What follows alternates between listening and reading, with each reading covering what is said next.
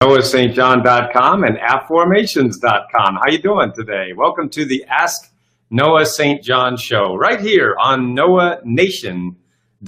I am here on NoahNation.com every Monday through Friday, 11 a.m. Eastern, 8 a.m. Pacific, where I answer your questions about how to get rid of your head trash, how to get unstuck, find your voice, and automate your business so you can have more time freedom, personal freedom, and financial freedom.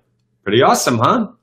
Hello again. I am Noah St. John from NoahSt.John.com and affirmations.com. I am the founder of SuccessClinic.com, where our mission is to help 10,000 small business owners to double their performance and profits, and also help 1,000 veterans and their families overcome the effects of PTSD.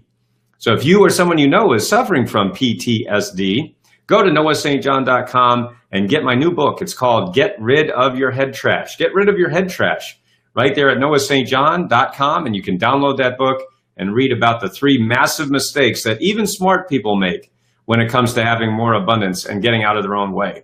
So welcome, and when you're here on NoahNation.com every Monday through Friday, 11 a.m. Eastern, 8 a.m. Pacific, make sure to send me some hearts, send me some smiley faces, send me some thumbs up so I know you're here and that I can say hello to you. Also, write down right here in the comments box or right here in the comments on this program and let me know your questions about how I can help you have more time freedom, personal freedom, and financial freedom, whether it's inner game, which is the stuff that happens between your ears, or it's the outer game, the things that you can see directly, your sales, your marketing, your sales funnels, your web pages, your automation, anything like that. That's why I have helped my clients add over $100 million over the last few years just by showing them and teaching them my process of how to get rid of their head trash, how to find their voice, and automate their business. So welcome.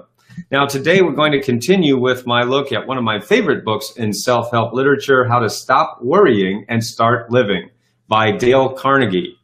And today our chapter is called A Law That Will Outlaw Many of Your Worries. Now I have referred to this chapter many times over the years, and I think about the lessons from this chapter. So I hope that this will help you as well.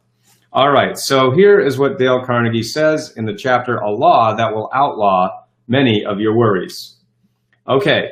As a child, I grew up on a Missouri farm, and one day while helping my mother pick cherries, I began to cry.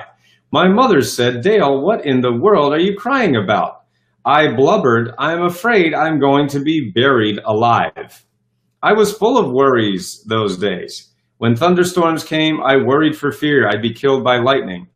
When hard times came, I worried for fear we wouldn't have enough to eat. I worried for fear I would go to hell when I died. I was terrified for fear an older boy would cut off my big ears, as he threatened to do.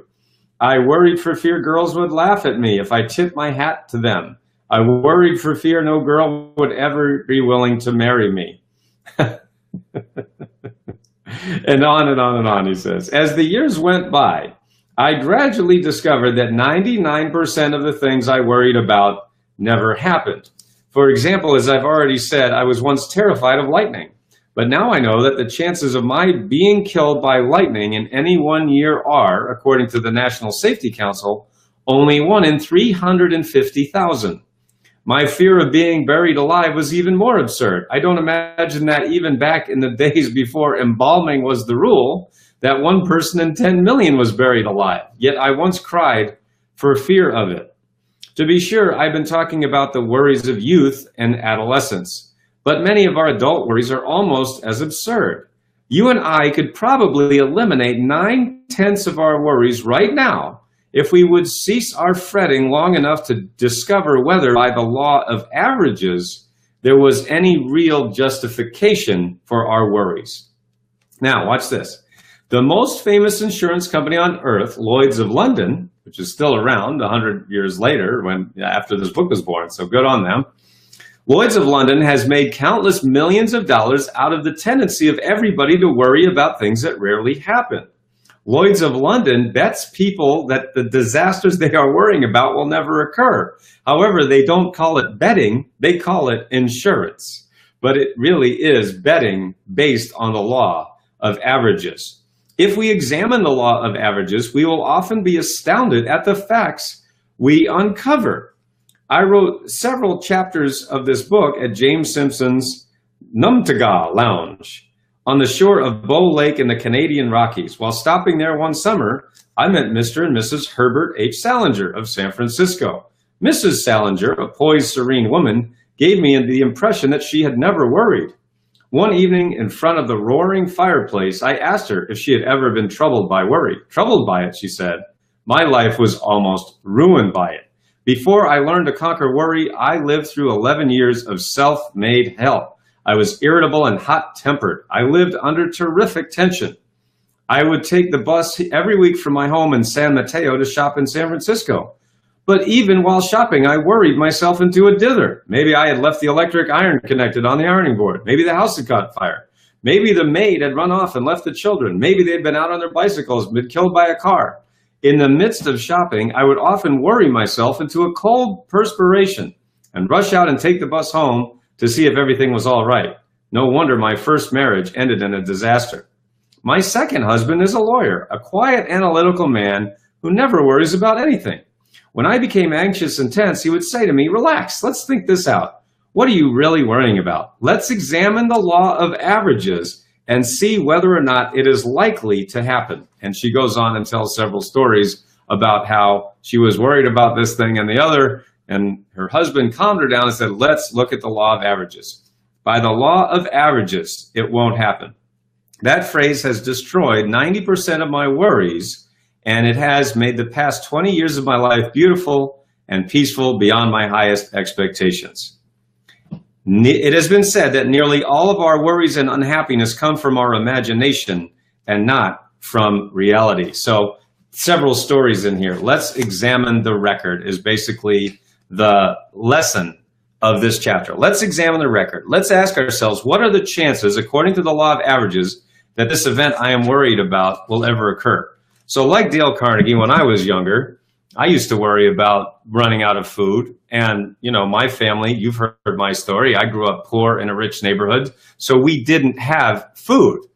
I mean, we would just eat macaroni and cheese for basically 3 weeks at a time. And then, you know, my father would get a paycheck, a small, measly paycheck. We'd go out and get a little food, and then it would be gone, you know, before you know it. I mean, they had 3 mouths to feed, me and my brother and sister, trying to, you know, keep us fed, keep clothes on our backs and so on. So they worked really hard, they struggled, they sacrificed, but, you know, it was just constant worry and lack and fear. That's what I grew up in. And so I did grow up with the fear of running, not just running out of money. It wasn't really that was in my head. It was running out of food. Whenever I'd open the refrigerator, there was never any food in there. And I hated that. I hated not having food. I hated being hungry. Now, did I starve to death? Of course not. I'm still here. You know, was I really skinny? Yes, I was skinny and scrawny. But, you know, certainly I grew up with that fear that I would run out of food. So even into my 20s and 30s, I still had that fear in the back of my head. So when I would go through tough times, there would be ups and downs, you know, in my life, mostly downs. I would worry about running out of food. And so what I learned to do was I would learn to get up in the morning, and I finally said to myself, what are the odds that I'm going to starve to death today? What are the odds that I'm going to starve to death today? And I realized after a while, the odds were 0 that I was going to starve to death today. So do you see what I did there? I looked at the law of averages. What are the odds that I'm going to starve to death? And I also learned to live in day-tight compartments, like I talked about in an earlier episode, right? Just live in day-tight compartments. Let's just live for today. Now, I'm not saying you shouldn't plan for the future, but I'm saying in terms of worrying, let's just take care of today. Our main business is not to do what lies, or our main business is not to see what lies dimly at a distance. Our main business is to do what lies clearly at hand. And so the point is, I learned to say to myself, what are the odds that I'm going to starve to death today? And I realized there's no way I'm starving to death today.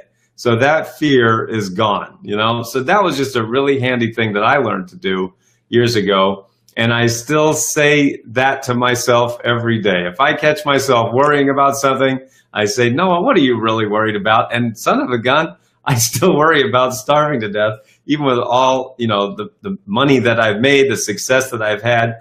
That little fear is still back there, that head trash. And so, I mean, today it only takes a few seconds, right? Before I would, in my past, I would worry for maybe hours, weeks, or possibly months. And now I just say, Noah, what are the odds that you're going to starve to death today? Oh, 0, not a chance. We got plenty of food. We've got money in the bank. We got a beautiful home. I will not be starving to death today. So it's a nice feeling to have that fear, that worry off the table. Like Forrest Gump said in that movie, Forrest Gump, is one last thing. You know what I'm saying? So anyway, let's use that law. A law that will outlaw many of your worries is to examine the law of averages. What are the chances that the thing you're worried about will happen? For most of us, in most cases, the chances of that awful thing you're worried about are very, very small and probably about a 0, close enough to a 0 so that you could take it off the table. So I hope this helped you today. So if you have any comments, let me know in the comments section below. If you have any questions, if you want to ask me anything about how to get rid of your head trash, about how to master your inner game, about how to master your outer game, automate your business, and scale your business, let me know. I'm talking a lot about inner game because that's where most of our problems happen, is inner game. And that $100 million that I've helped my clients make, 90% of that has come by me showing them how to master their inner game. So what is today's affirmation of the day? Today's affirmation of the day is,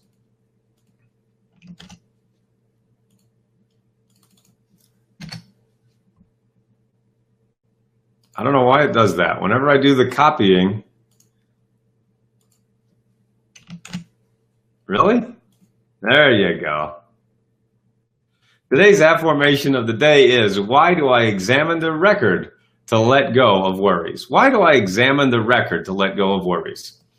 Well, for everyone here at successclinic.com, I'm Noah St. John, and I am encouraging you to remember to come back every Monday through Friday right here on noahnation.com and join me for the Ask Noah St. John show. Ask me anything you like.